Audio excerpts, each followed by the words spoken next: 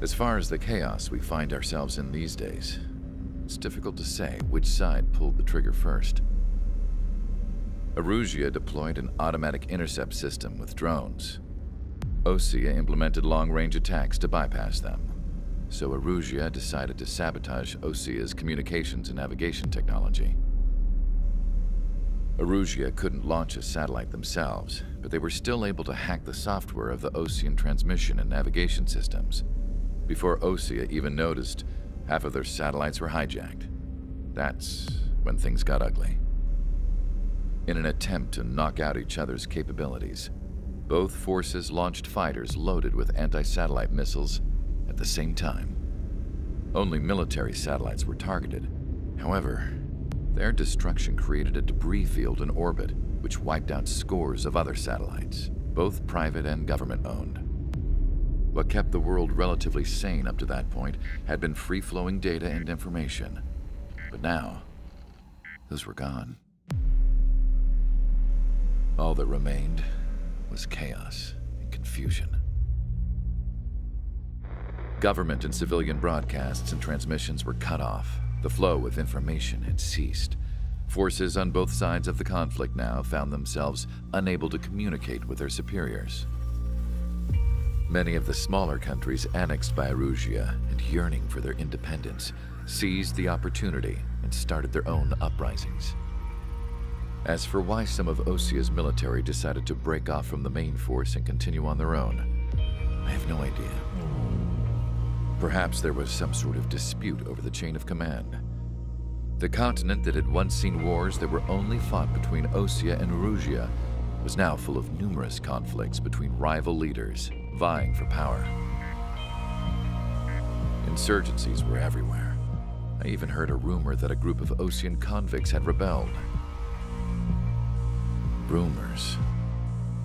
It never ceased to amaze me that even at a crazy time like this, something as trivial as a rumor could find its way here. Communications from corporate were cut off. Apparently, the entire computer network was down. It was a wise decision to make our drones autonomous with AI instead of being radio-controlled. Wise and forward-thinking. Even with their GPS offline, they can still use their sensors to navigate as long as they're working properly. I'm sure the drones are still working perfectly, following their mission orders to the letter. I wish I could upload Mihai's new data to them. But without a connection, I can't upload the software to the active drones.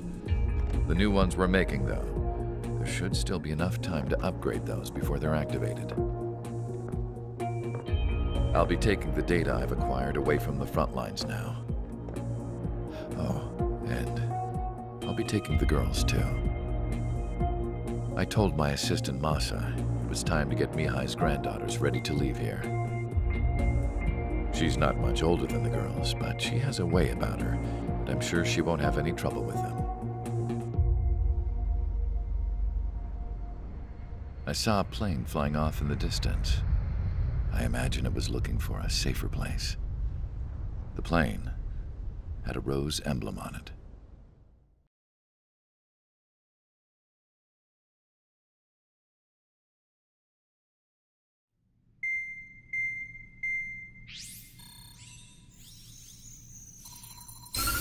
Erusia's communication networks have been down since their satellites were destroyed. Unfortunately, we are experiencing trouble too. All of Erusia has been affected, and we don't know when things will be back up and running. We're not even sure if this is Erusia's doing. Still, we will follow the strategy that was originally planned and move on to the next operation after liberating Farbanti. Let's get to it. Since the war began, we've been receiving communications in secret from an officer in the Erusian army. With the capital under our control, Erusia's radical element is losing support quickly, affecting the balance of power. HQ is thinking of using the military officer as a way to gain leverage to settle peace negotiations.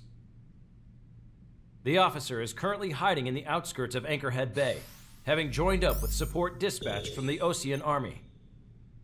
The plan is that they'll take a standard vehicle to a rendezvous point at a harbor in the east part of the city, where a helicopter will be waiting. I would like the new Strider Squadron to provide escort for the officer. Cyclops will remain at the base on standby to serve as defense. With the communication network currently down in the capital, I very much doubt Arusea will be able to mount a regimented counterattack.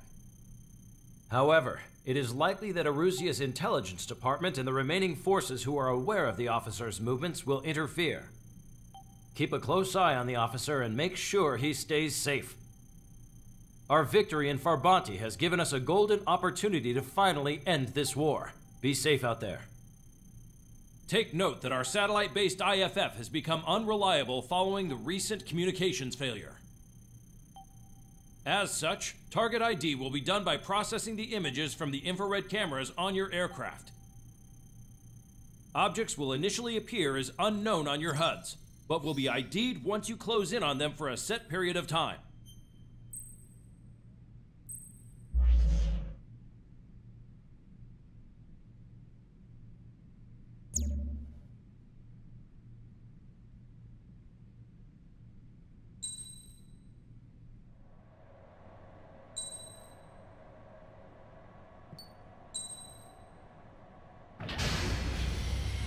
Strider Squadron, you're cleared to taxi.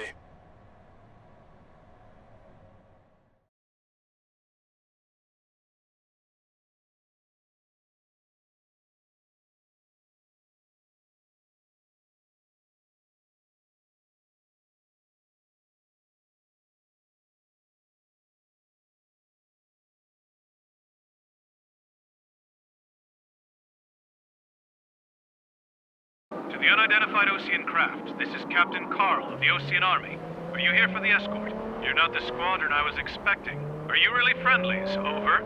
This is Longcaster. Airborne warning and control system for the Osean Long-Range Strategic Strike Group. Captain Carl, they're on our side. And those two pilots we've heard about must be here too. Okay, I hope you're right. Longcaster, are all of these really unknowns? It's a state of civil war. The Erusian army is fighting itself. There's no guarantee the Oseans won't shoot us in this confusion. We'll image process the unknowns caught in your cams to identify friend or foe. The process will be faster if you get a close-up, well-centered image. Meanwhile, we just run if they shoot us, right? Affirmative. Always identify your target before you fire.